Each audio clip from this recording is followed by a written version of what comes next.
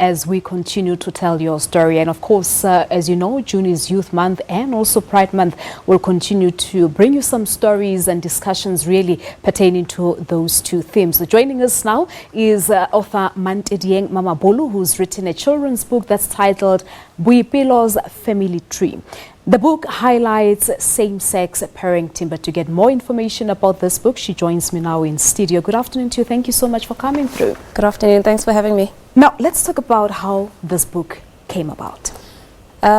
So, I don't know if you've ever walked into a bookstore and gone to the LGBTIQ shelf.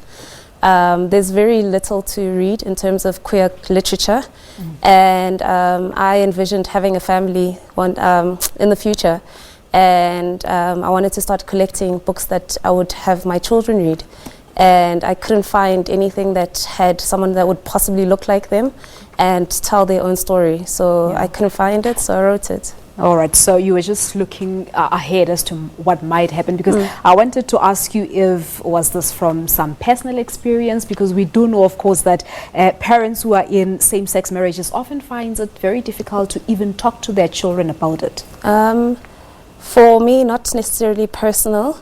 This book just came from, I used to read a lot as a kid, and there were very little books that looked like me, characters in books that looked like me. So that's one place that I did write the book from. But in terms of parenting in the LGBTIQA+ community, there's not a lot of visibility in terms of day-to-day things that you would go through. So things like getting a job, things like raising children, things like getting married. There's not a lot of visibility or any stories around that, and it gets worse and worse when the younger you get, the younger the audience gets. Yeah. Now, if you were to summarize the book, I've gone through the book and it's quite an easy read. Of course, it's aimed at children. Yes. But what's contained here about Boipelo? Okay. Boipelo goes to a school, and then what happens?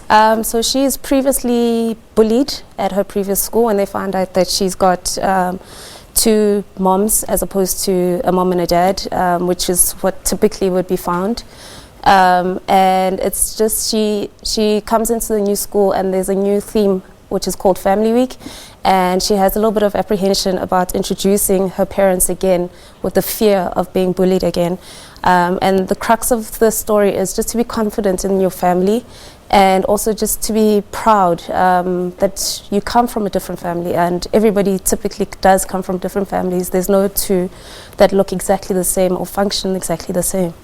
So that's the crux of it. Now, the book launched in April, of course. Yes. How has the response been really? And talk to us about how this has contributed towards sensitizing society of our diversity as people. Absolutely. In terms of, I've gotten great response from obviously my family, my friends, but also opened up different conversations between those people I've known my entire life, just about my day-to-day as a queer person. There's certain things that they didn't think mattered, and that's the conversation that I've tried to bring to society as a whole, or as much of it as I can affect by being on TV and being on radio, and just having these conversations online. It's received quite a good response as well. There's conversations that are starting. One of your journalists started a book club for his nieces and nephews.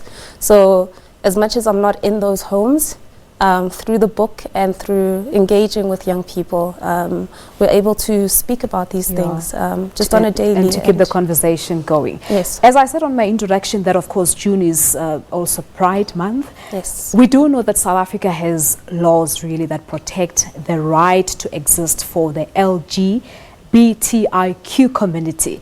Do you feel safe as a member of this community? In a nutshell, yes and no. My privilege informs my yes, in that I do come from middle class, I do speak well, I do sort of exist in spaces that have people who are liberal thinking and who understand and accept. But also I do have to move through spaces like town, like taxi ranks, where People will be staring. Yes, there's the staring, there's the double takes, there's the violent behavior. So yes, in that my privilege informs that I'm not in these spaces all the time, but no, and also just I think we need to, as people in the LGBTIQA plus community, also just need to weigh our privileges and how we speak about LGBTI community issues, because my issues do not look like the same as someone who comes from the township, who's a black lesbian in the township, or a trans man in the township in this country. But how do we go about changing that mentality? As you say that there's a difference for someone who lives Kokasi and someone who lives in the suburbs. Yes. How do we go about changing that mentality? It's visibility, it's representation in all forms of... So if you see someone who looks like your neighbor, let's say on TV, and you're just like, oh, okay, just another human being, in terms of media representation, and just to be seen not doing outlandish things that would be stereotypically gay or lesbian or trans or whatever. I think being on bookshelves, telling our stories in any way that it manifests, but being allowed to give, being allowed the space and the platforms to voice ourselves. I think that's where it begins. And because from my perspective or my observation, it looks like there's still a long way to go. I remember, if my memory serves me well, it was towards the end of last year. There's a hashtag that trended on social media, on Twitter. I think it was Inkonzo Estabani, where people were actually coming out to tell their horrors, their stories, and what they had to go through. Some were even disowned by their own parents. Yes. These are the daily struggles of being a queer person in this country.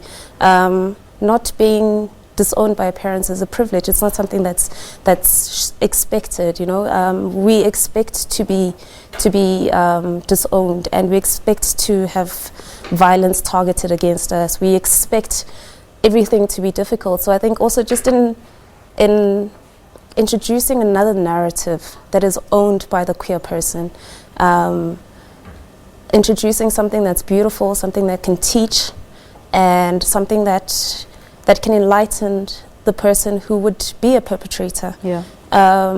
So that's again, it's a lot of representation. I think also if you think of the women's rights and gender equality, the more you see women doing everyday jobs or men, typically male jobs. The more you see a woman doing it, it normalizes the situation and you carry on. So in terms of representation, if you can normalize the existence of LGBTIQA+ individuals in all spaces of our lives, and not just being worried about what they're doing with who, we could move forward in normalizing. Just in conclusion, June is, we are of course commemorating the class of 1976 in June. It is Youth Month. What is the one thing you think the youth of South Africa needs to pave the way really for a safer and perhaps a much more prosperous South Africa? And it's a personal opinion, I don't believe any of the hashtags that have come out in the last maybe 2-3 years are a legacy. And we need to, instead of defending things like, oh, not all men and all of this, men are trash and this, just take it to our children and be like, okay, there's this hashtag that exists in 2018, men are trash, but it's not a legacy. It's not what my kids need to understand growing up. And it's just an idea of just a paradigm shift in terms of how we relate to each other as human beings. And I think once we get that right, that as long as a person is not hurting anybody, treat them with respect and accept them. We can move on. Mantedieng, we'll leave it at this. So is the book available for someone who would love to read it for their children? Yes, the book is available. On Facebook, you can search Boipelo's Family Tree and you'll be talking directly to me. All right, thank you so much for coming through. Mantedieng Mamabolo, LGBTIQ+ activist, and of course she is the author of this book, Boipelo's Family Tree, which really puts an emphasis on parents who are in the same-sex marriages. Peter? Thanks, Vanessa. The National Youth Development Agency has